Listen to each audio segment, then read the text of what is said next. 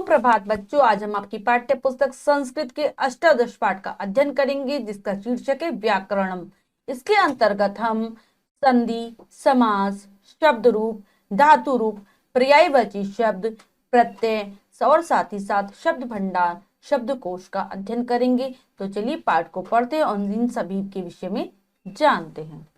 अष्टादश पाठः व्याकरणम। तो सबसे पहला जो प्रकरण है इसमें वो है संधि। तो चलिए संधि के विषय में पढ़ते हैं।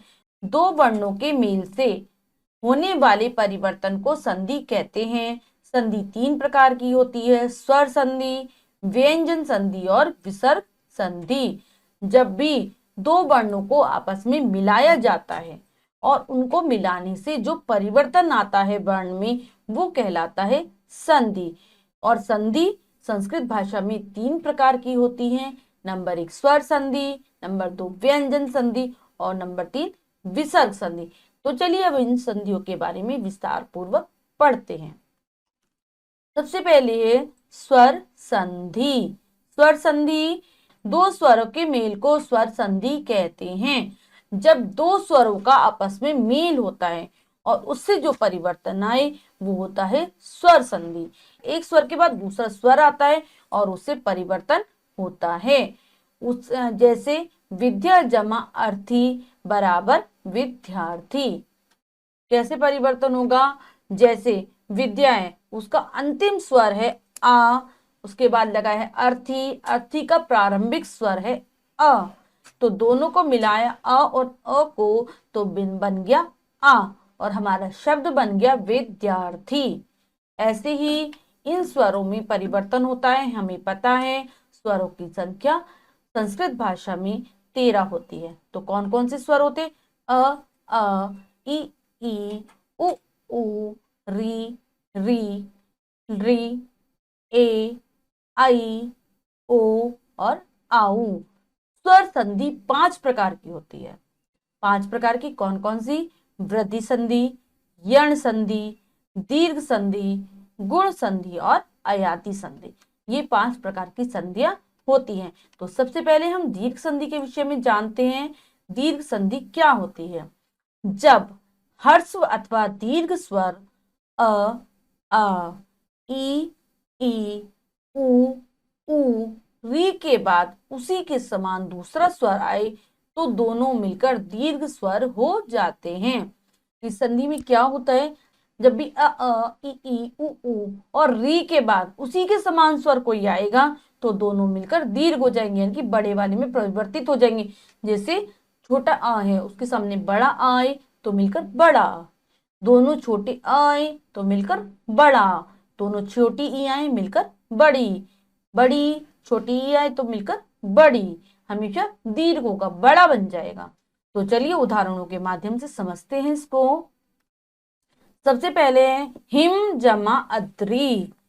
हिम जमा अद्री, जम बराबर आ, बन गया शब्द हिमाद्री। तो हम इसमें देख रहे हैं हिम अंतिम स्वर अ, अद्री प्रारंभिक स्वर अ, दोनों को मिलाया आ, शब्द बना हिमाद्री। ऐसे ही और उदाहरण है, उनको भी पढ़ लेते हैं।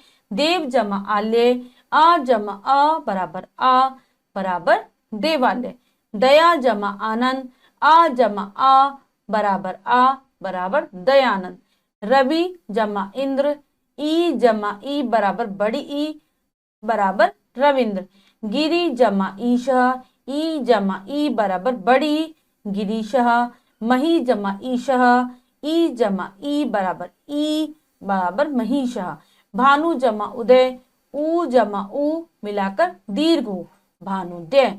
वधु जमा उत्सव, ऊ जमा ऊ बराबर ऊ वधुत्सव। भू जमा ऊर्ध्वम, ऊ जमा ऊ बराबर ऊ भूध्रुवम। मातृ जमा ऋण, तो हम लास्ट वाले में देख रहे हैं री जमा री मिलाकर बन गया री और शब्द बन गया मातृणम। तो हमने इन उदाहरणों में देखा किस प्रकार से स्वरों को मिलाकर, चाहे वो छोटे वाले स्वर हो चाहे वो बड़े वाले स्वर हो, लेकिन होने चाहिए समान, और उनको मिलाकर दीर्घ स्वर बन जाता है। यही होती है दीर्घ संधि। अब अगली संधि के विषय में पढ़ते हैं, गुण संधि। गुण संधि में क्या होता है, यदि अ या आ के बाद ह्रस्व या दीर्घ ई, उ या री आए तो दोनों के स्थान पर ए, ओ तथा अर हो जाता है। गुण संधि में क्या होता है कि पहले तो आएंगे अ या आ, यानी कि पहले शब्द का अंतिम जो स्वर होगा वो या तो अ होगा या फिर आ होगा, और उसके बाद जो छोटे वाले जो हर्ष स्वर होते हैं, छोटा ई, छोटा उ या फिर री, ये कोई आते हैं तो आ या आ बदल जाते हैं ए में। मतलब अगर ई आएगा तो वो हो जाएंगे ए, उ आएगा तो हो जाएंगे ओ, री आएगा तो हो जाएंगे अर। तो चलिए अब उदाहरण के माध्यम से समझते हैं। उप जमा इंद्र, आ जमा ई बराबर ए, उपेंद्र। इसमें देख रहे हैं हम उप अंतिम स्वर अ, इंद्र में प्रारंभिक स्वर ई, मिलाकर ए, तो बन गया उपेंद्र। गण जमा ईश, आ जमा ई बराबर ए, गणेश। महा जमा इंद्र, आ जमा ई बराबर ए, महेंद्र। आगे और उदाहरण पढ़ते हैं। रमा जमा ईश, आ जमा ई बराबर ए, रमेश। सूर्य जमा उदय, आ जमा उ बराबर ओ, और बन गया सूर्योदय। इसमें हम देख रहे हैं सूर्य का अंतिम स्वर अ, उदय का प्रारंभिक स्वर उ, दोनों को मिलाया ओ, बन गया शब्द सूर्योदय। गंगा जमा उदकम, आ जमा उ बराबर ओ, गंगोदकम। जल जमा उर्मी, आ जमा उ बराबर ओ, जलोर्मी। देव जमा ऋषि, आ जमा री बराबर अर, देवर्षि। अब इसमें हम देख रहे हैं देव अंतिम स्वर आ, प्रारंभिक स्वर ऋषि में री, दोनों को मिलाया अर, शब्द बना देवर्षि। वर्षा जमा ऋतु, आ जमा री बराबर अर, वर्षर ऋतु। राजा जमा ऋषि, आ जमा री बराबर अर, राजऋषि। ठीक है, अब हम अगली संधि को पढ़ लेते हैं। वृद्धि संधि। वृद्धि संधि में क्या होता है, यदि आ या आ के बाद ए, ऐ, ओ, औ आए तो दोनों के स्थान पर क्रमशः ऐ, औ हो जाता है। इसमें क्या होता है कि प्रारंभिक स्वर तो रहेंगे अ या फिर आ, और उनके बाद ए, ऐ, ओ, औ, इनमें से कुछ भी आए तो क्या हो जाएगा, ए या आ का अगर ए या ऐ आते हैं तो दोनों मिलकर ऐ, और ओ या औ आते हैं तो दोनों मिलकर औ, यानी कि हमेशा वृद्धि होगी, बड़ा वाला आएगा इसमें, तो ये होती है वृद्धि संधि। उदाहरणों के माध्यम से समझते हैं। मम जमा एव, आ जमा ए बराबर ऐ, ममेव। यहाँ पर क्या लिखा है, का की जगह व आएगा, ममेव। नेक्स्ट है तथा जमा एव, आ जमा ए बराबर ऐ, तथेव। तो यहाँ पर हम देख रहे हैं दोनों शब्दों में मम और तथा में अ या आए हैं अंतिम स्वर, और एव में प्रारंभिक स्वर ए है, मिला रहे हैं तो ऐ बन रहा है, बड़ा वाला वृद्धि वाला बन हो रही है इनमें, तो ये होती है वृद्धि संधि। और उदाहरण पढ़ते हैं। महा जमा ऐरावत, आ जमा ऐ बराबर ऐ, महिरावत। मम जमा औषधि, आ जमा औ बराबर औ, ममौषधि। इसमें हम देख रहे हैं मम अंतिम स्वर ए, औषधि में प्रारंभिक स्वर औ, मिलाकर दोनों को औ, ममौषधि। गंगा जमा ओध, आ जमा ओ बराबर औ, गंगोध। सदा जमा औत्सुक्यम, आ जमा औ बराबर औ, सदोत्कुम, सदोतयुक्यम। ये बन गया हमारा शब्द। आगे पढ़ते हैं यण संधि के विषय में कि क्या होता है, यण संधि कैसे होती है, तो चलिए जानते हैं। यदि ह्रस्व या दीर्घ ई, उ, री अथवा री के बाद कोई असमान स्वर आए तो उसके स्थान पर क्रमशः य, व, र, ल हो जाता है। क्या कह रहे हैं यण संधि में कि यदि छोटी ई आए, बड़ी ई आए, छोटा ऊ आए या फिर बड़ा ऊ आए, री और री, इनके बाद कोई असमान स्वर, समान स्वर यानी कि जो स्वर इनसे मिलता जुलता ना हो, तो क्या हो जाता है, ई का य बन जाता है। यानी कि जो ई है चाहे वो छोटी है या वो बड़ी है, उसके के बाद कोई असमान स्वर आएगा तो वो य में बदल जाएगी। ऊ है, बड़ा ऊ है, उसके बाद कोई असमान स्वर आएगा तो वो व में बदल जाएगा, और री के बाद कोई असमान स्वर आएगा तो वो र हो जाएगा। और री के बाद कोई असमान स्वर आएगा तो वो ला हो जाएगा। तो चलिए उदाहरणों के माध्यम से इसे समझते हैं। इति जमा अपि, ई जमा आ बराबर इत्यपि। इसमें हम क्या देख रहे हैं, इति में अंतिम स्वर ई, अपि में प्रारंभिक स्वर अ जो कि असमान है, दोनों को मिलाए तो बन गया या, और शब्द बना इत्यपि। इति जमा आदि, ई जमा आ बराबर इत्यादि। यदि जमा अपि, ई जमा अ बराबर यद्यपि। नदी जमा अत्र, ई जमा अ बराबर नद्यत्र। अभी जमा उदय, ई जमा उ बराबर अभ्युदय। इसमें भी सेम है, ई आ रहा है अंतिम स्वर और उसके बाद उ यानी कि असमान स्वर, तो शब्द बना अभ्युदय। सु जमा आगतम, उ जमा आ बराबर स्वागतम। इसमें हम देख रहे हैं प्रारंभिक स्वर उ, आसमान स्वर आ मिलाने से व, तो शब्द बना स्वागतम। वधु जमा आज्ञा, उ जमा आ बराबर वधवाज्ञा। पितरी जमा अर्थम, तो री जमा आ बराबर पित्रार्थम। इस वाले में री पितरी में अंतिम स्वर री, अर्थम प्रारंभिक स्वर अ जो कि असमान है, मिलाया दोनों को र पित्रार्थम। मातृ जमा अर्थम, री जमा आ बराबर मात्रार्थम। भातृ जमा उद्देश, तो ये उद्देश उपदेश है, तो इसको सही कर लेंगे। री जमा उ बराबर भात्रोपदेश। आगे पढ़ते हैं अयादि संधि के विषय में। अयादि संधि, यदि ए आई ओ औ के बाद कोई असमान स्वर आए तो उसके स्थान पर क्रमशः आए, आए, अब, आव हो जाता है।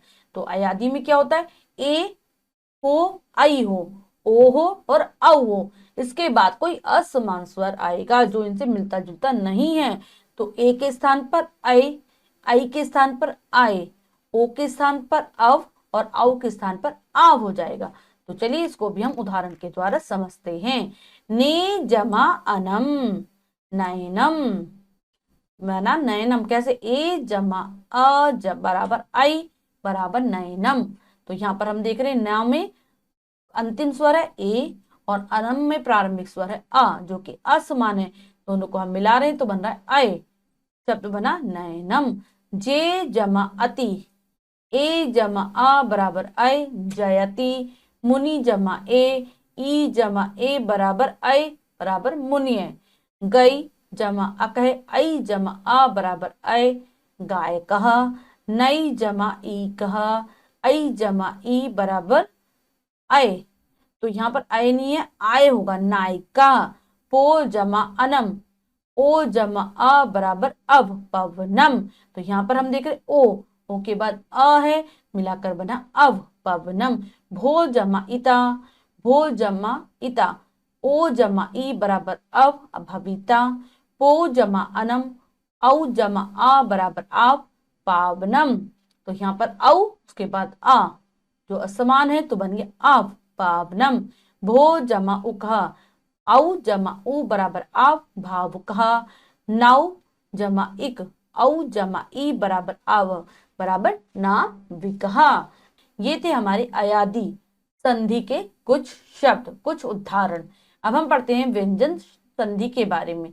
तो जो व्यंजन संधि होती है, स्वर रहित व्यंजन के बाद जब कोई स्वर या व्यंजन आता है तब उसमें परिवर्तन होता है, उसे व्यंजन संधि कहते हैं।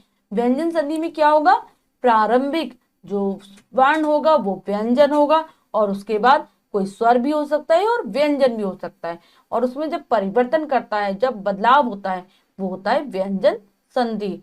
सुचुत्व संधि, जहां स्वर सहित से अथवा त वर्ग त थ द ध न के पीछे अथवा आगे च अथवा चवर्ग ज च छ ज झ आते हैं, वहां स के स्थान पर श और तावर्ग के स्थान पर चवर्ग हो जाता है। तो सुचुत्व संधि में क्या होगा कि जब स्वर रहित स आए और तवर्ग आए, कोई भी तवर्ग है त थ द ध न, इनके आगे या पीछे यानी कि इनके पहले और ये बाद में कभी या तो श जाए और ये चवर्ग आ जाए, तो जो श होगा तो जो सा है वो तो शा में बदल जाएगा और जो तवर्ग है वो चवर्ग में बदल जाएंगे। तो चलिए इसका सूत्र होता है स्तो, शुचु ना शुचु, ये हमारे शुत्व संधि का सूत्र होता है।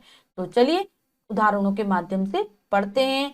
क सा के स्थान पर स होना, सबसे पहले सा के स्थान पर स कैसे होगा, तो चलिए उदाहरणों के माध्यम से समझते हैं। तपस जमा चर्या, तपश्चर्या।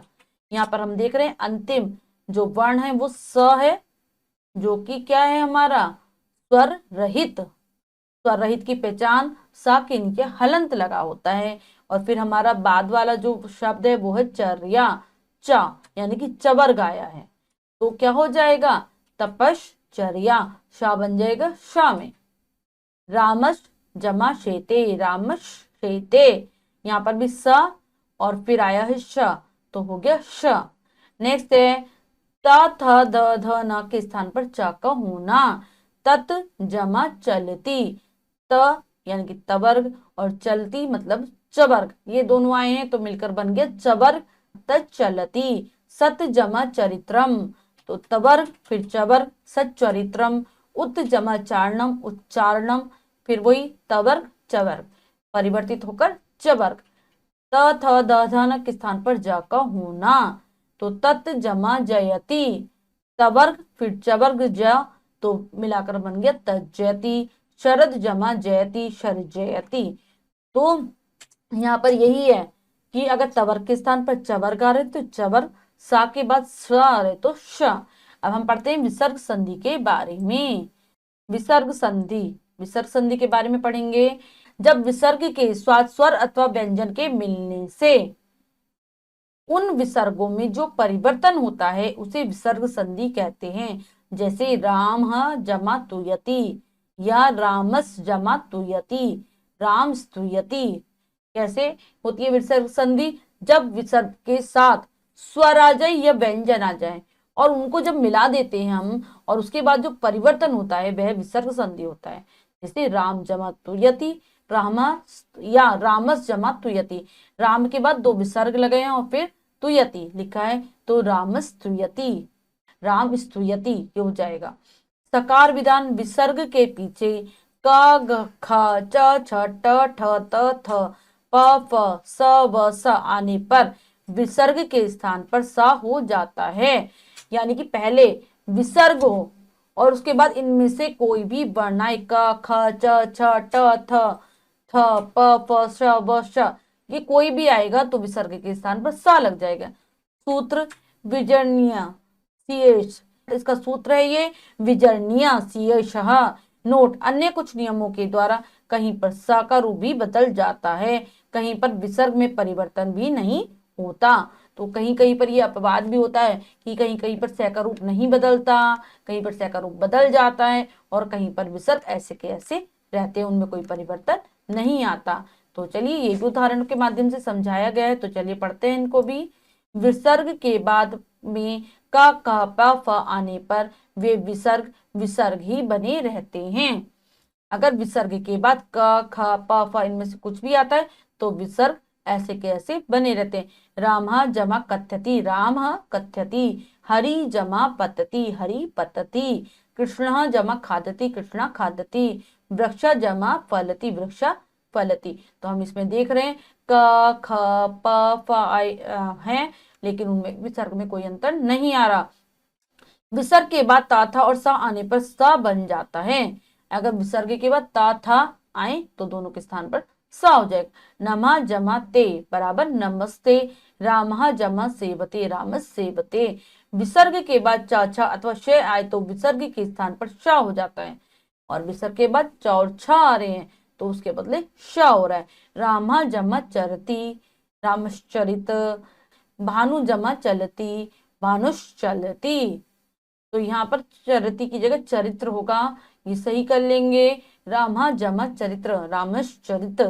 विसर्ग के बाद ट ठ अथवा श आने पर श हो जाता है, और विसर्ग के बाद ट और ठा इनमें से कुछ भी आए तो श हो जाएगा। जैसे धनु जमा टंकारः, धनुष टंकारः। तो ये थे हमारे विसर्ग संधि के उदाहरण।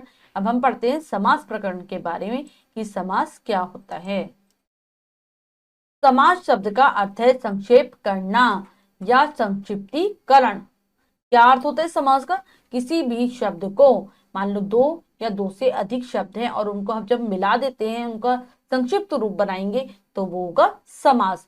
जब दो या दो से अधिक पदों को मिलाकर एक पद बनाते हैं तो वह समास कहलाता है। तो इसमें पद दो भी हो सकते हैं और दो से अधिक भी होते हैं। अगर हमको मिलाकर एक शब्द बना दें तो वो होगा समास। दो पदों के समास में प्रथम पद को पूर्व पद एवं द्वितीय पद को उत्तर पद कहते हैं। समास में जो पहले पद आएगा वो प्रथम पद कहलाएगा और जो बाद में पद आएगा वो उत्तर पद कहलाएगा। जब समास को तोड़कर पूर्व स्थिति में ला देते हैं तो उसे विग्रह कहते हैं। समास 6 प्रकार के होते हैं और जो हमने संक्षिप्त कर समास बनाया है, जब हम उसका विग्रह करेंगे, उसको तोड़ देते हैं तो वो होता है विग्रह समास, विग्रह कहलाता है। समास 6 प्रकार के होते हैं। नंबर 1 तत्पुरुष समास, नंबर 2 कर्मधारय समास, नंबर 3 अव्ययीभाव समास, नंबर 4 द्वंद्व समास, नंबर 5 द्विगु समास और नंबर 6 बहुव्रीहि समास। ये समास के 6 प्रकार हैं। तो सबसे पहले तत्पुरुष समास के विषय में जानते हैं विस्तार पूर्वक कि तत्पुरुष समास क्या होता है। जिस समास का उत्तर पद बाद का पद प्रधान हो तथा पूर्व पद द्वितीय से लेकर सप्तमी विभक्ति तक किसी न किसी विभक्ति से युक्त हो, वहां तत्पुरुष समास होता है। विभक्ति के आधार पर यह 6 प्रकार का होता है। क्या कह रहे हैं? जिस समास में उत्तर पद हमने बताया दूसरा वाला पद यानी कि अंतिम पद वो प्रधान होता है, वो मेन होता है, मेन रूप से कार्य करता है। और पूर्व पद जो पहला वाला जो पद है उसमें द्वितीय से लेकर सप्तमी तक किसी न किसी विभक्ति का प्रयोग किया जाता है, तब वहां पर होगा तत्पुरुष समास। और ये 6 प्रकार का होता है। कौन कौन सा? द्वितीय तत्पुरुष, तृतीय तत्पुरुष, चतुर्थी तत्पुरुष, पंचमी तत्पुरुष, षष्ठी तत्पुरुष, सप्तमी तत्पुरुष। तो ये जो होता है 6 प्रकार का, यानी कि विभक्तियों के हिसाब से ही इसके नाम रखे गए हैं, क्योंकि द्वितीय से लेकर सप्तमी विभक्ति का इसमें प्रयोग होता है। तो सबसे पहले द्वितीय तत्पुरुष के कुछ उदाहरण पढ़ते हैं। जहां पूर्व पद में द्वितीय विभक्ति का लोभ हो, ठीक है, जहां पूर्व पद में यानी कि पहले वाले पद में द्वितीय विभक्ति आए तो वो होता है हमारा द्वितीय तत्पुरुष समास। पढ़ते हैं ग्रामः गतः, ग्रामं गतः। तो अगर हम इसको तोड़ेंगे तो क्या आएगा? द्वितीय विभक्ति निकलेगी। ग्राम को गया, धन प्राप्त, धन को प्राप्त, रामाश्रित, रामम आश्रित, राम को पर आश्रित। अब हम अगला समास पढ़ रहे हैं तृतीय तत्पुरुष। जहां पूर्व पद में तृतीय विभक्ति का लोभ हो वो होता है तृतीय तत्पुरुष। जैसे ज्ञान शून्य, ज्ञानीन शून्य, ज्ञान से।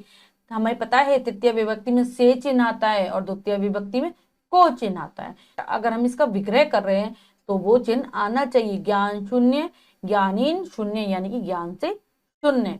बाणहत, बाणीन हत, बाण मतलब बाण से हत हुआ व मारा हुआ। विद्याहीन, विद्या से हीन, विद्याया हीन। नेक्स्ट है चतुर्थी तत्पुरुष। चतुर्थी तत्पुरुष समास में क्या होगा? चतुर्थी विभक्ति का लोप होगा।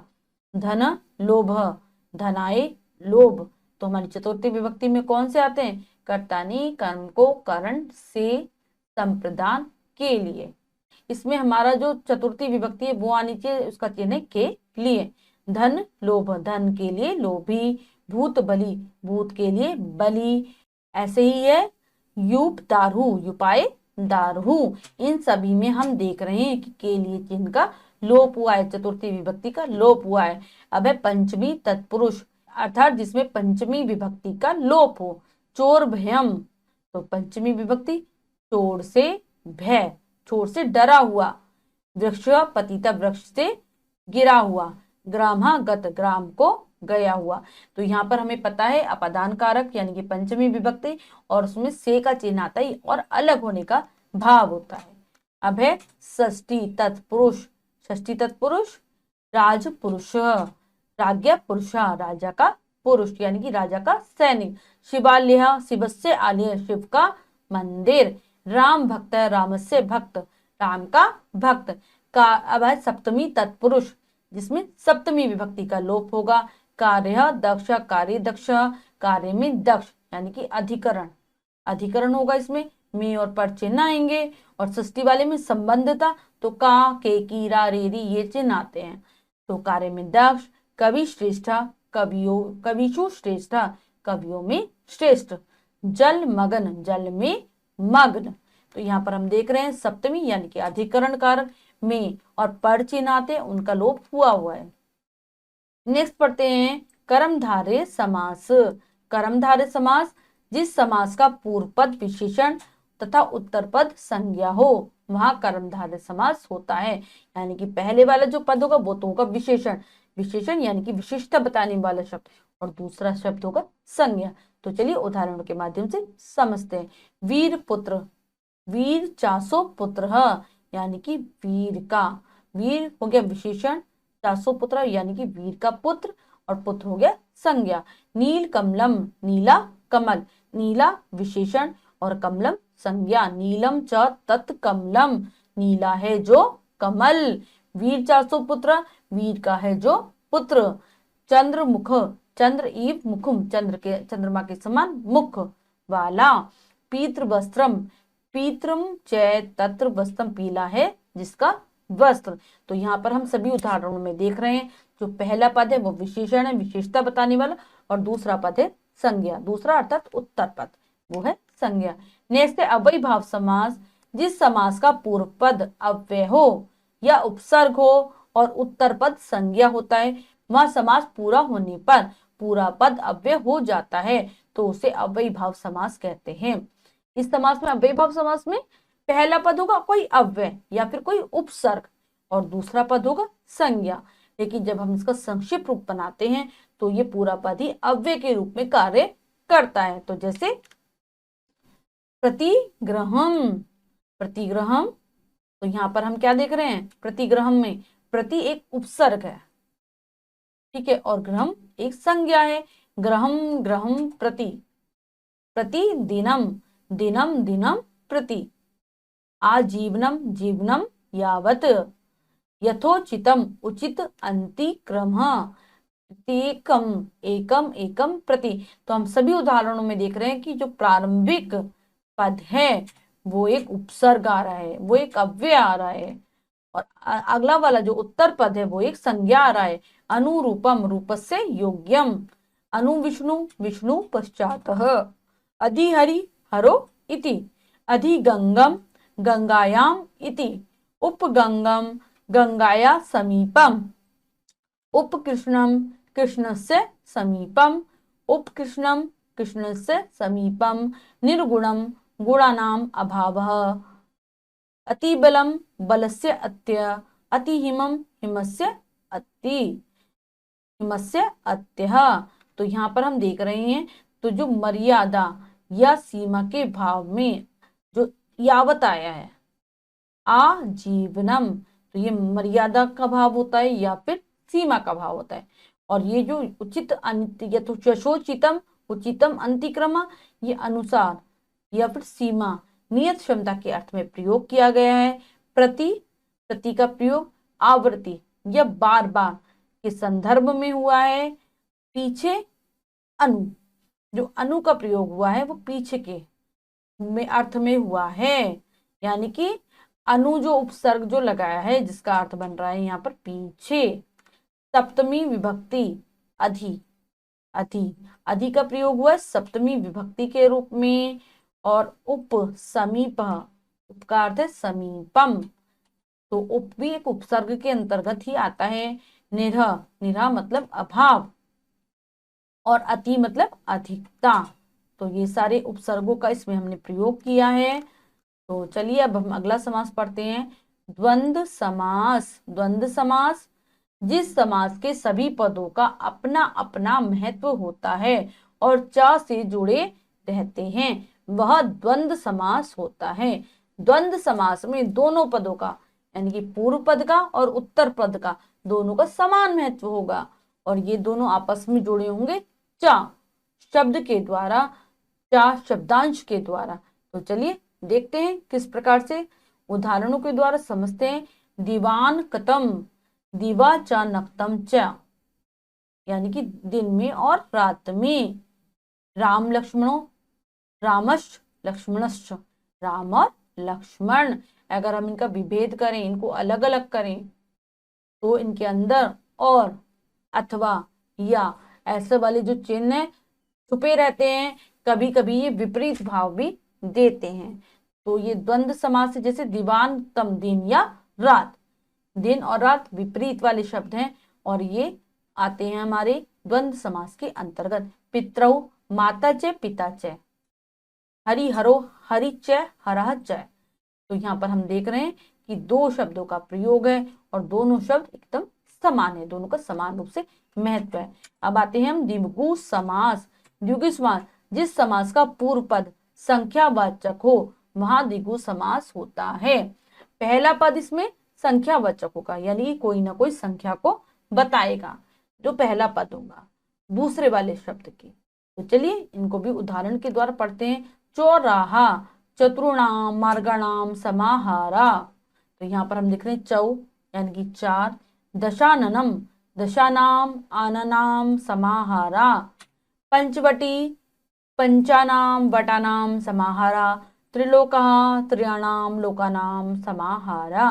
तो सभी में चौ, दश, पंच, त्रि कोई ना कोई संख्या दी गई है। अब हम पढ़ते हैं बहुव्रीहि समासः। बहुव्रीहि समास, जिस समास का न तो पूर्व पद और न ही उत्तर पद प्रधान हो बल्कि अन्य कोई पद प्रधान होता है, वहां बहुव्रीहि समास होता है। जैसे पीतांबरः बराबर पीतम अंबर यस्य सह रामः। यानी कि जिस समास में ना तो पूर्व पद प्रधान हो ना ही उत्तर पद प्रधान हो, बल्कि वो दोनों पद मिलकर किसी तीसरे पद की ओर, अन्य पद की ओर संकेत करें, वहां होता है बहुव्रीहि समास। जैसे पीतांबरः पीतम अंबरम यस्य सह, पीला है अंबर, पीला है वस्त्र जिसका, वह है राम। तो ये होता है हमारा बहुव्रीहि समास। बहुव्रीहि समास में हमेशा ही किसी अन्य शब्द की ओर संकेत किया जाता है। कई बार द्विगु समास और बहुव्रीहि समास में हमें समानता देखने को मिलती है, लेकिन अगर द्विगु समास होगा तो वहां पर केवल संख्या बताई जाएगी, और अगर बहुव्रीहि समास होगा तो वो तीसरे शब्द की ओर संकेत करेगा। तो जब हम इन समासों को लिखते हैं तो हमें ये अंतर पता चलता है। ठीक है। अब संज्ञा शब्द रूपाणी। संज्ञा शब्द के रूप हैं ऋकारांता पुल्लिंगा शब्द पितृ। तो शब्द रूप में हम सबसे पहले ऋकारांत यानी कि री स्वर पर समाप्त होने वाले शब्दों के रूप पढ़ रहे हैं, जिसमें आ रहा है पितृ, जो कि री पर समाप्त हो रहा है, पितृ। तो चलिए इनकी विभक्तियां, एक से विभक्तियां प्रथमा से लेकर संबोधन तक हैं। एक वचनम, द्विवचनम और बहुवचनम में ये रूप है। तो चलिए पढ़ते हैं। प्रथमा पिता पितरो पितरः, द्वितीया पितरम पितरहु पितृन्, तृतीया पितरा पितृभ्याम पितृभिः, चतुर्थी पितरे पितृभ्याम पितृभ्यः, पंचमी पितु पितृभ्याम पितृभ्यः, षष्ठी पितु पितरो पितॄणाम, सप्तमी पितृ पितरो पितृषु संबोधनम, हे पितः हे पितरहु हे पितरः। सभी बच्चे इन शब्द रूपों को जरूर याद करने की कोशिश करेंगे उच्चारण के साथ। नेक्स्ट है धिकारांत स्त्रीलिंग शब्द मातृ। अब है धिकारांत यानी कि री ध्वनि के साथ समाप्त होने वाले शब्द, और इसमें स्त्रीलिंग शब्द और जो है मातृ के। पहले हमने पढ़े थे पिता के, जो कि पुल्लिंग के अंतर्गत आते हैं। तो चलिए पढ़ते हैं। प्रथमा से लेकर संबोधन तक हैं, एक वचन, द्विवचन और बहुवचन में हैं। प्रथमा माता मातरहु मातरः, द्वितीया मातरम मातरहु मातृन्, तृतीया मात्रा मातृभ्याम मातृभिः, चतुर्थी मात्रे मातृभ्याम मातृभ्यः, पंचमी मातु मातृभ्याम मातृभ्यः, षष्ठी मातु मात्रो मातृणाम, सप्तमी मातृ मात्रो मातृषु संबोधनम, हे मातः हे मातरहु हे मातरः। अब आगे पढ़ते हैं। ऋकारांत पुल्लिंग शब्द नेत्री। अब है ऋकारांत यानी कि री अंतिम ध्वनि, पुल्लिंग शब्द है और शब्द है नेत्री। तो चलिए पढ़ते हैं। नेत्री मतलब नेता। प्रथमा नेता नेतारौ नेतारः, द्वितीय नेतारम नेतारौ नेत्रिन्, तृतीय नेत्रा नेत्रिभ्याम नेत्रिभिः, चतुर्थी नेत्रे नेत्रिभ्याम नेत्रिभ्य। पंचमी, आगे पढ़ेंगे पंचमी से लेकर संबोधन तक। पंचमी नेतु नेत्रिभ्याम नेत्रिभ्य। षष्ठी नेतु नेत्रो नेत्रिणाम। सप्तमी नेत्री नेत्रो नेत्रिषु। संबोधनम हे नेतः हे नेतारहो हे नेतारः। नकारांत पुल्लिंग शब्द शशिन। अब नकारांत यानी कि न अंतिम स्वर रहेगा और शब्द है शशिन। प्रथमा से लेकर संबोधन तक है, एक वचन द्विवचन और बहुवचन में है। शशि शशिनो शशिना। द्वितीय शशिनम शशिनौ शशिनः। तृतीय शशिना शशिभ्याम शशिभिः। चतुर्थी शशिने शशिभ्याम शशिभ्य। पंचमी शशिने शशिभ्याम शशिभ्य। षष्ठी शशिने शशिनो शशिनाम। सप्तमी शशिनी शशिनो शशिषु। संबोधनम हे शशिना हे शशिनौ हे शशिनः। नेक्स्ट है नकारांत पुल्लिंग शब्द राजन। ना की ध्वनि पर समाप्त होने वाले और पुल्लिंग शब्द, तो इसमें राजन के रूप हैं। तो चलिए पंचमी से लेकर संबोधन तक हैं, एक वचन द्विवचन और बहुवचन में। तो चलिए पढ़ते हैं। राजा राजानु राजानः। द्वितीय राजनम राजानौ राज्ञः। तृतीय राज्ञा राजभ्याम राजभिः। चतुर्थी राज्ञे राजभ्याम राजभ्य।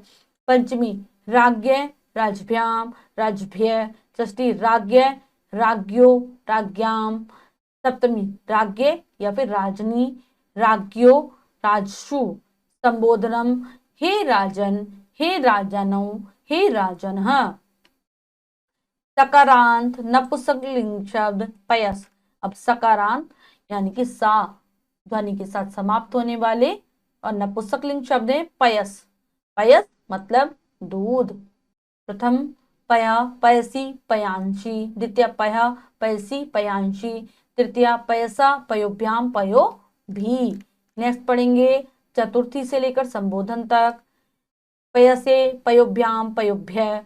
पंचमी पयसः पयोभ्याम पयोभ्य। षष्ठी पयसः पयसो पयस्याम। सप्तमी पयसी पयसो पयसु। संबोधनम हे पयः हे पयसी हे पयांशी। नेक्स्ट पढ़ते हैं सकारांत पुल्लिंग शब्द विद्वस। विद्वस के रूप हैं यानी कि विद्वान के। प्रथमा से लेकर संबोधन तक हैं, एक वचन द्विवचन और बहुवचन में। प्रथमा विद्वान विद्वांशो विद्वांश। द्वितीय विद्वांशम विद्वांशो विदुषः। तृतीय विदुषा विद्वद्भ्याम विद्वभी। चतुर्थी विदुषे विद्वद्भ्याम विद्वद्भ्य। पंचमी विदुषा विद्वद्भ्याम विद्वद्भ्य। षष्ठी विदुषा विदुषोः विदुषाम। सप्तमी विदुषी विदुषोः विद्वत्सु। संबोधनम हे विद्वान हे विद्वांशु हे विद्वांश। नेक्स्ट तकारांत पुल्लिंग शब्द महत यानी कि ता ध्वनि के साथ समाप्त होने वाले शब्द महत मतलब महान। तो चलिए प्रथमा से लेकर संबोधन तक, एक वचन द्विवचन और बहुवचन में। महान महानतौ महान्तः। महान्तम महान्तौ महतः। तृतीया महता महद्भ्याम महद्भि। चतुर्थी महते महद्भ्याम महद्भ्य। पंचमी महत महद्भ्याम महद्भ्य। षष्ठी महता महतो महताम। सप्तमी महती महतो महत्सु। संबोधनम हे महान हे महंतो हे महंतः। नेक्स्ट सर्वनाम शब्द रूपाणी। सर्वनाम शब्द के शब्द रूप अन्य दूसरा और पुल्लिंग में है। प्रथमा के पढ़ते पहले। प्रथमा अन्य अन्यो अन्ये।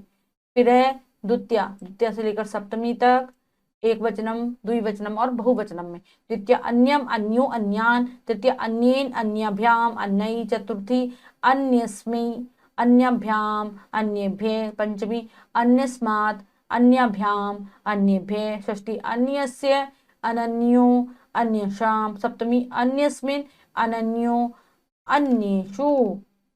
अगला पढ़ेंगे अन्य दूसरी, स्त्रीलिंग में अन्य के रूप में दूसरे के। तो चलिए पढ़ते हैं। प्रथमा अन्य अन्ये अन्यः। द्वितीय अन्याम अन्ये अन्यः। तृतीय अन्या अन्यभ्याम अन्यभि। चतुर्थी अन्यस्यै अन्यभ्याम अन्यभ्य। पंचमी अन्यस्य अन्यभ्याम अन्यभ्य। षष्ठी अन्यस्यः, अन्ययो, अन्यसाम। सप्तमी अन्यस्याम, अन्ययो, अन्यसु।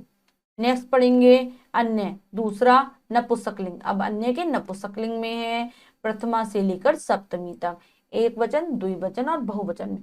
अन्यत, अन्ये, अन्यानि। द्वितीय अन्यत, अन्ये, अन्यानि। तृतीय अन्येन, अन्यभ्याम, अन्यै। चतुर्थी अन्यस्मै, अन्यभ्याम, अन्येभ्यः। पंचमी अन्यस्मात्, अन्यभ्याम, अन्येभ्यः।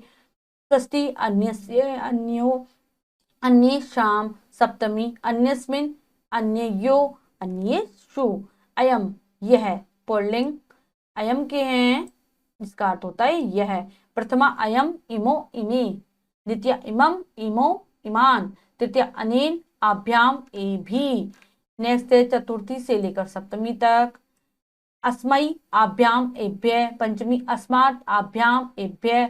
षष्ठी अस्य, अन्यो, एषाम। सप्तमी अस्मिन्, अन्यो, एषु। अब है इयम। इयम स्त्रीलिंग में है। इयम, इमे, इमा। इमाम, इमे, इमा। तृतीय अन्या, आभ्याम, आभि। चतुर्थी अस्यै, आभ्याम, आभ्यः। पंचमी अस्या, आभ्याम, आभ्यः। षष्ठी अस्या, अन्यो, आसाम। सप्तमी अस्याम, अन्यो, आसु। अब है इदम, मतलब यह है नपुंसकलिंग में। तो प्रथमा से लेकर सप्तमी तक पढ़ते हैं। इदम, इमे, इमानी। इदम, इमे, इमानी।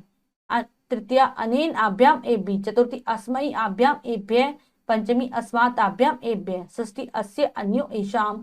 सप्तमी अस्मिन्, अन्यो, एषु। किम, जमाचित, किंचित, कुछ।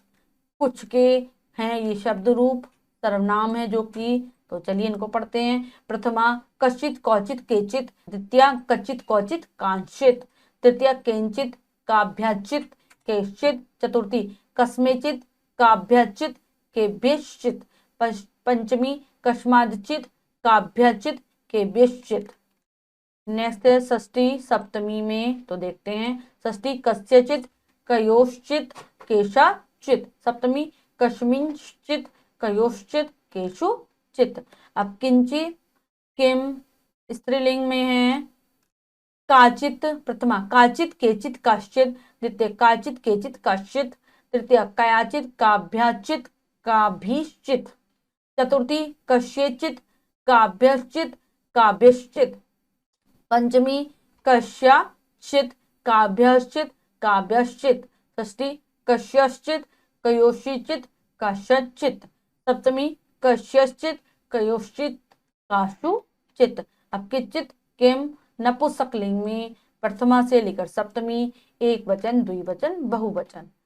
तो पढ़ते हैं। प्रथमा किंचित, केचित, कानिचित। द्वितीया किंचित, केचित, कानिचित। तृतीया केचित, काभ्याचित, केश्चित। चतुर्थी कस्मेचित, काभ्याचित, केभ्यश्चित। चतुर्थी कस्मेचित, काभ्याचित, केभ्यश्चित। पंचमी कस्मादचित, काभ्याचित, केभ्यश्चित। षष्ठी कस्यचित, कयोश्चित, केशचित। सप्तमी कस्मिंश्चित, कयोश्चित, केशुचित। अब है धातु रूपाणी। पस्मै पद धातवः। धातु के रूप पस्मै पद धातु में क्री, करना, लट लकार, वर्तमान काल। तो चलिए पढ़ते हैं। प्रथम पुरुष, मध्यम पुरुष, उत्तम पुरुष, एक वचनम, द्विवचनम, बहुवचनम। प्रथमा करोति, कुरुत, कुर्वन्ति। मध्यमा करोषि, कुरुत, कुरुत। उत्तमा करोमि, कुर्व, कुर्मः। लिट लकार भविष्यत काल के रूप हैं। आगे क्री धातु के प्रथमा करिष्यति, करिष्यत, करिष्यन्ति। मध्यमा करिष्यसि, करिष्यत, करिष्यत। उत्तमा करिष्यामि, करिष्यावः, करिष्यामः। लंग लकार यानी कि भूतकाल। तो भूतकाल में पढ़ते हैं। प्रथमा अकरोत, अकुरुताम, अकुर्वन। मध्यमा अकरो, अकुरुतम, अकुरत। उत्तमा अकर्वम, अकुर्वः, अकुर्म। लोट लकार आज्ञार्थक भाव में। प्रथमा करुतु, कुरुताम, कुर्वन्तु। मध्यमा कुरु, कुरुतम, कुरुत। उत्तमा करवाणी, करवाव, करवाम। विधिलिंग चाहिए के अर्थ में है क्री धातु। प्रथमा कुर्यात, कुर्यताम, कुर्यु। मध्यम कुर्या, कुर्यातम, कुर्यात। उत्तमा कुर्याम, कुर्याव, कुर्याम। अब है पाठ धातु पाठ्य, पढ़ना। लट लकार वर्तमान काल। प्रथमा पाठयति, पाठयत, पाठयन्ति। मध्यमा पाठयसि, पाठयत, पाठयत। उत्तमा पाठयामि पाठ्यव पाठ्याम। लिट् लकार भविष्य काल। प्रथमा पाठयिष्यति पाठयिष्यत पाठयिष्यन्ति। मध्यमा पाठयिष्यसि पाठयिष्यथ पाठयिष्यथ। उत्तमा पाठिष्यामि पाठिष्याव पाठिष्यामः। लंग लकार भूतकाल। अगला है लंग लकार भूतकाल में प्रथमा अपाठ्यत अपाठ्यताम अपाठ्यन। मध्यमा अपाठ्य अपाठ्यतम अपाठ्यत। उत्तमा अपाठ्यम अपाठ्यव अपाठ्यम। अब है लोट लकार यानी कि आज्ञार्थक काल में है हमारे पाठ्य। पढ़ना के प्रथमा पाठ्यतु पाठ्यताम पाठयन्तु। मध्यमा पाठ्य पाठ्यतम पाठ्यत। उत्तमा पाठ्यनि पाठ्यव पाठ्यामः। विधिलिंग चाहिए अर्थ में है प्रथमा पाठ्येत पाठ्येताम पाठ्येयुः। मध्यमा पाठ्येः पाठ्येतम पाठ्येत। उत्तमा पाठ्येयम पाठ्ये पाठ्येम। सेव सेवा करना सेव धातु के हैं। तो चलिए पढ़ते हैं लट लकार वर्तमान काल। प्रथमा सेवते सेवते सेवन्ते। मध्यमा सेव से सेवेथे सेवध्वे। उत्तमा सेवे सेवा वहे सेवा महे। लिट लकार भविष्यत काल। सेविष्यते सेविष्यते सेविष्यन्ते। मध्यमा सेविष्यसे सेविष्यथे सेविध्यवध्वे। उत्तमा सेविष्ये सेविष्या वहे सेविष्या महे। लंग लकार भूतकाल में पढ़ेंगे सेवा के रूप। प्रथमा असेवत असेविताम असेवन। मध्यमा असेवथा असेविथाम असेवध्यवम। उत्तम असेवे असेवा वही असेवा मही। लोट लकार आज्ञार्थक में सेवा के सेवताम सेविताम सेवाताम। मध्यमा सेवस्व सेविताम सेविध्वम। उत्तम सेवही सेवा वही सेवा मही। नेक्स्ट है विधिलिंग चाहिए के अर्थ में। तो चलिए पढ़ते हैं प्रथमा सेवते सेवे याताम सेवे रन। नेक्स्ट है मध्यम पुरुष में क्या होंगे सेवा के सेविथा सेवे याथाम सेवे ध्वम। उत्तमा सेवे सेवे वही सेवे मही। लब लट लकार में लब के रूप लभते लभेते लभन्ते। मध्यमा लभसे लभेते लब्धवे। उत्तमा लभे लभा वहे लभा महे। लिट लकार भविष्यत काल। लिट लकार के पढ़ते हैं लप्स्यते लप्स्यते लप्स्यन्ते। मध्यमा लप्स्यसे लप्स्येथे लप्स्यध्वे। उत्तमा लप्स्ये लप्स्या वहे लप्स्या महे। लंग लकार भूतकाल में प्रथमा अलभत अलभेताम अलभंत। मध्यमा अलभता अलभेताम अलब्ध्वम। उत्तमा अलभे अलभा वही अलभा मही।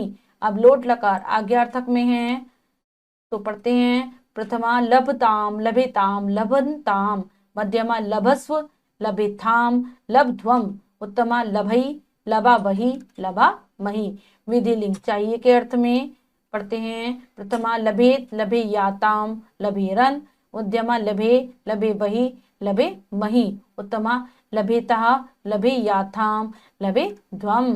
अन्य धातुओं के जो रूप है सबसे पहले है अच धातु। अर्च अर्चती अर्चष्यन्ति आर्चत अर्चु अर्चेत। अर्च धातु के दे रखे हैं। फिर अगली धातु है वर्ष। वर्ष सारे में दे रखे सभी लकारों में वर्ष के लटकार वर्षति वर्ष्यति अवर्षत वर्षुतु वर्षेत वस। उसके बाद वस के तो ये सभी धातुओं के दे रखे हैं ऐसे ही वस वस्ति वत्स्यति अवसत वस्तु वसेत क्रंद क्रंदति क्रंदश्यति अक्रदंत क्रदंतु क्रदेत सिच सिचति शिक्ष्यति असिचत सिचतु सिचेत पच पचति पक्ष्यति अपचत पचतु पचेत दृश पश्यति दृश्यति अपश्यत पश्यतु पश्येत स्मृति स्मृष्यति अस्मृत स्मृतु स्मृत छिद छिन्ति हेतिष्यति अच्छिनत छिन्तु छिनेत विद विदन्ति वेदष्यति अविदन्त विदन्तु विदेन्त। वि जमा कस विकसति विक्ष्यसति व्यक्सत विकसतु विकसेत। आगे स्था तिष्ठति स्थास्यति अतिष्ठत तिष्ठतु तिष्ठेत नम, नमति, नमस्यति, अनमत, नमतु, नमेत, वह, वहति, वक्ष्यति, अवहत, वहतु, वहेत, तप, तपति, तपस्यति, अतपत, तपतु, तपेत। अब आगे है शब्दकोश। तो चलिए शब्दकोश को पढ़ते हैं। सबसे पहले अंक, अंक, संख्या, मार्क, नंबर। अंतरिक्षम, अंतरिक्ष, स्पेस। अंध, अंधा, ब्लाइंड। अप्रिय, जो प्रिय न लगे, अनप्लीजेंट, अभिन्न, घनिष्ठ, इंसेपरेबल। नेक्स्ट है अभियंता, इंजीनियर, इंजीनियर। अर्धावकाश, आधी छुट्टी, रेसिस, अस्ताचलगामी, अस्त होने वाला, सेटिंग। नेक्स्ट है आतप, धूप, सन। आरती नाशनम, दुखों का नाश, एंड ऑफ सफरिंग। नेक्स्ट पढ़ते हैं आदर्श, आदर्श, रोल मॉडल, आइडल। आर्द्र, गीला, वेट। आद्य, प्रथम, फर्स्ट। आधुनिकतम, सबसे आधुनिक, लेटेस्ट। आपत्ति, मुसीबत, डिफिकल्टी। आभारी, आभारी, ग्रेटफुल। आविष्कार, आविष्कार, इन्वेंशन। आश्रय, सहारा, सपोर्ट। इतः, यहाँ से, फ्रॉम हियर। इतस्तः, यहाँ वहाँ, हियर एंड देयर। ईदृशः, इस प्रकार का, ऑफ दिस टाइप। नेक्स्ट है ईदृशी, इस प्रकार की, ऑफ दिस टाइप। ईश्वर इच्छा, ईश्वर की इच्छा, गॉड विल। उक्ति, कथन, सेइंग। उपाधि, उपाधि, उपाधि। डिग्री, टाइटल, एकाकी, अकेला, लोनली। कक्ष, कमरा, रूम।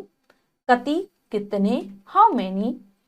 कंद, कंदम, कंदम, जड़ों के रूप में फल, गाजर आदि। Roots, eaten as vegetable, carrot, etc। कर्तनी, कैंची, अ पेयर ऑफ सीजर। क्रियाकलाप, कामकाज, एक्टिविटीज। कुटुंबम, परिवार, फैमिली। कुतः, कहाँ से, कहाँ, वेयर, फ्रॉम वेयर। कुलम, कुल, वंश। Dynasty, family. कोणा, कोना, कॉर्नर। छुरीकर, चाकू, नाइफ। आगे पढ़ते हैं ख, आकाश, स्काई। खिन, दुखी, सैड। खेचर, पक्षी, बर्ड। गणितज्ञ, गणितज्ञ, मैथमेटिशियन। गुम्फित, उलझा हुआ, इंटेंगल्ड। गुरुतर, अधिक, बड़ा, भारी, ग्रेटर, हैवियर। चक्षु, आंख, आई। चटकह, पक्षी, पुल्लिंग, बर्ड। चटकह, चिड़िया, बर्ड। छत्रम, छाता, अम्ब्रेला। जगत पालक, जगत का पालन करने वाला, द प्रिजर्वर। जननी, माता, मदर। ज्वाला, लपट, फ्लेम। नेक्स्ट है तथा, तब, उसके बाद। देन, तथा, वैसा, वैसे। सो, तृणम, तिनका, घास, ग्रास। तीव्र गति, तीव्र गति, स्पीडली। दरिद्रता, गरीबी, पोवर्टी। दर्पण, दर्पण, मिरर। दल, दल, ग्रुप। दिवा, दिन, डे। दीर्घ, लंबा, लॉन्ग। दुरुपयोग, गलत प्रयोग, फायदा उठाना, मिसयूज। दुख, तप्तः, दुखी, सैड। दूतः, दूत, मैसेंजर। धूम्र, धुआं, स्मोक। यंत्रम, यंत्र, मशीन, मशीन। नेक्स्ट है नक्तम, नक्तम, रात्रि, नाइट। नक्षत्रम, तारा, स्टार। नगरी, नगर, सिटी। नापिता, नाई, बार्बर। निधनम, मृत्यु, डेथ। निधानम, आधार। संपत्ति, खजाना, बेस, वेल्थ, ट्रेजर। निर्लज, लज्जाहीन, शेमलेस। नियमा, नियम, रूल। नीतिज्ञ, नीति, जानने वाला। One who knows what is right. नेत्रहीन, अंधा, ब्लाइंड। पक्षी, पक्षी, बर्ड। पथ प्रदर्शक, पथ दिखाने वाला, गाइड। पथ भ्रांत, रास्ता भूला हुआ, एस्ट्रे। पयोधा, बादल, क्लाउड। परमः, सर्वश्रेष्ठ, द बेस्ट। परितः, चारों ओर। In all direction. पर्याप्तम, पर्याप्तम, काफी, इनफ। परिसर, आंगन, प्रीमाइसेस। प्रचंड, तेज, सीवियर। प्रज्ञा, बुद्धि, इंटेलिजेंस। प्रतिभा, प्रतिभा, जीनियस। प्रतिवर्षम, हर वर्ष, एवरी ईयर। प्रतिशतम, प्रतिशत, परसेंट। प्रतिष्ठा, सम्मान, रिस्पेक्ट। प्रतीकम, चिन्ह, सिंबल। प्रतीक्षा, इंतजार, वेट। पुनर्भवम, दूसरा जन्म, रिबर्थ। प्रमाणितः, सिद्ध किया हुआ, प्रूव्ड। प्रवीण, कुशल, एक्सपर्ट। प्राक, पहले, बिफोर।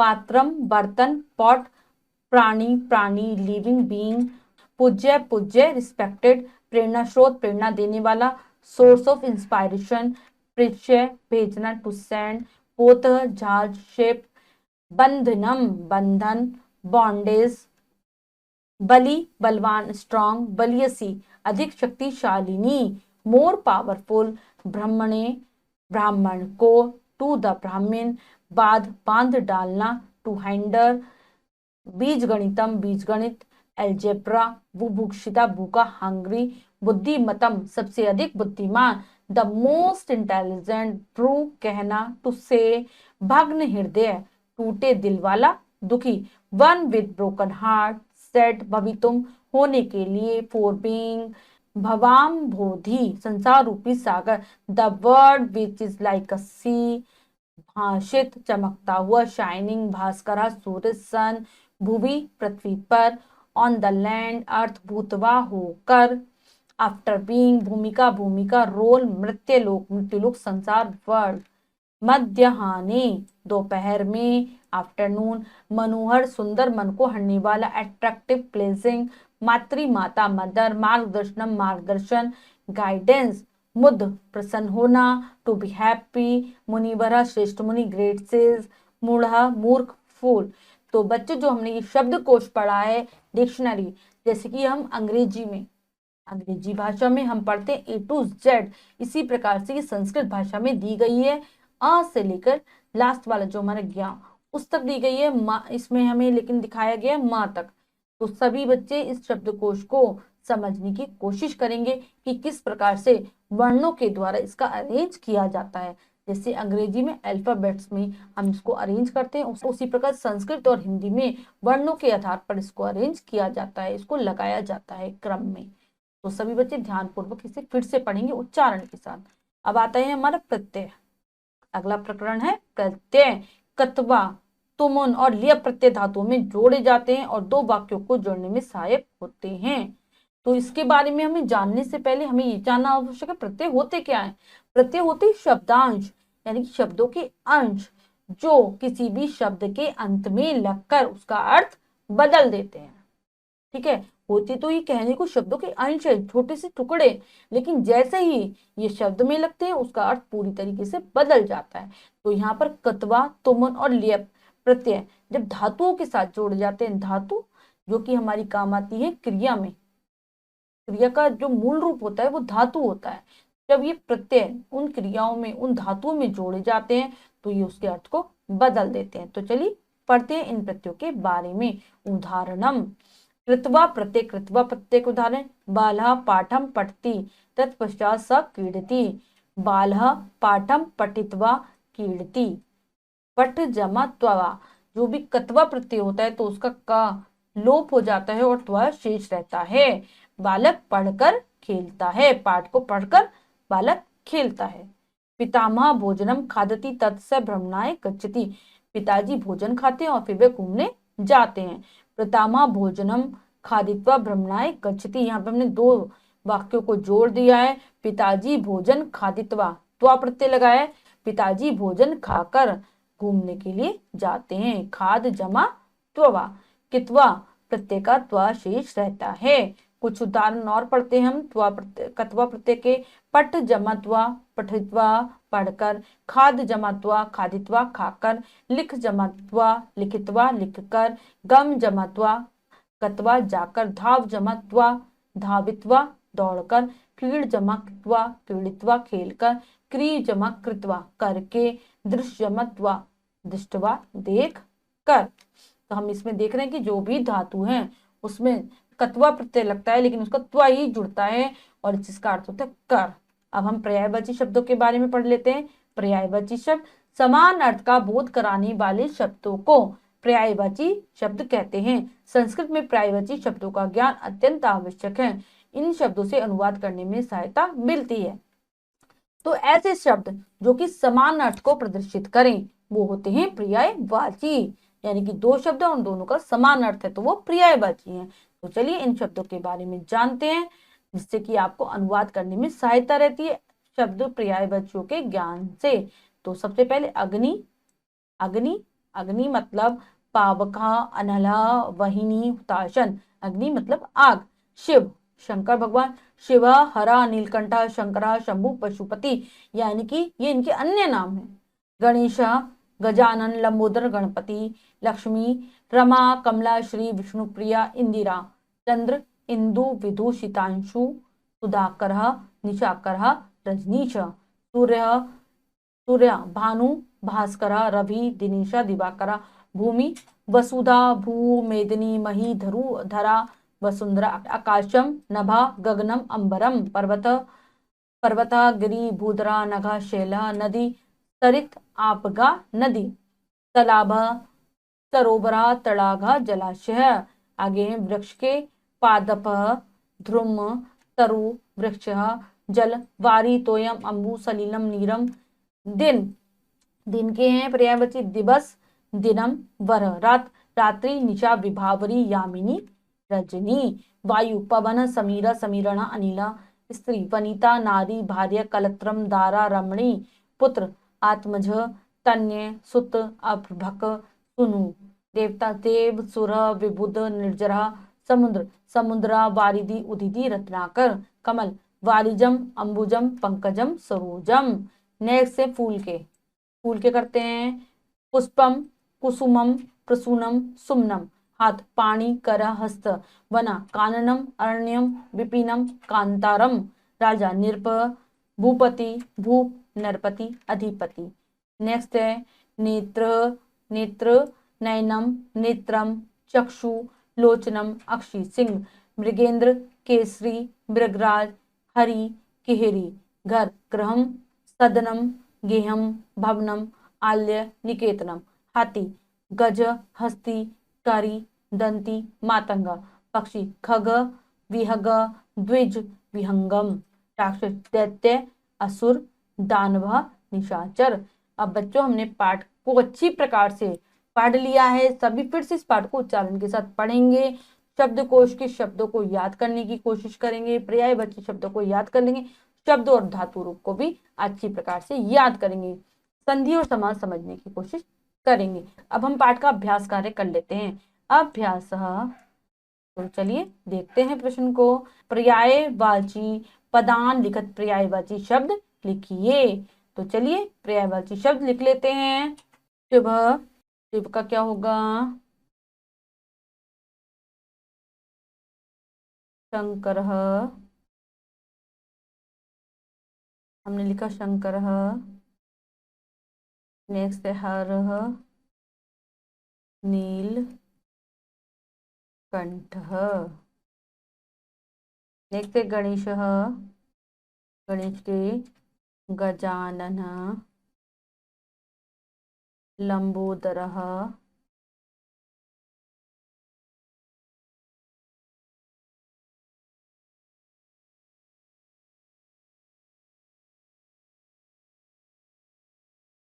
सिद्धि विनायक। नेक्स्ट है नदी, नदी नद्यः सरितः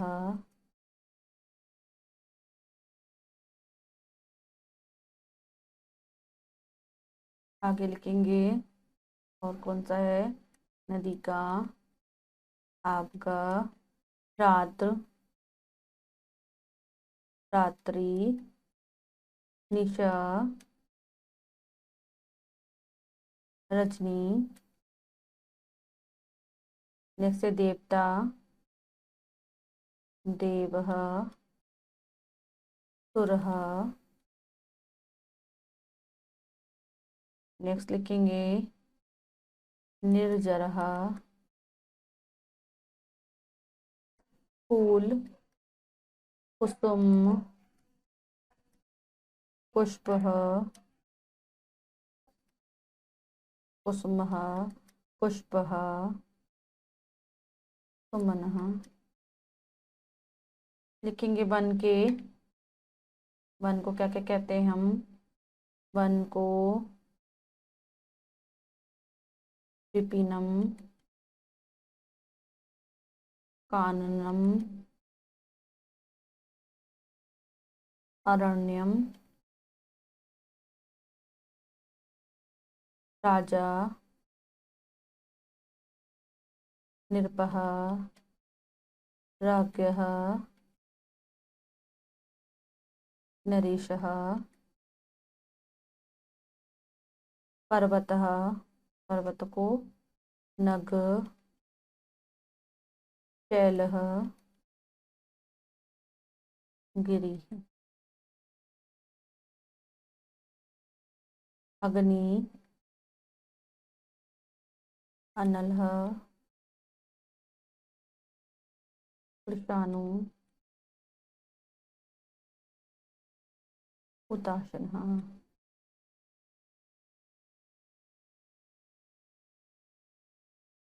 तो बच्चों हमने इस पाठ का अभ्यास कार्य अच्छी प्रकार से पूर्ण कर लिया है।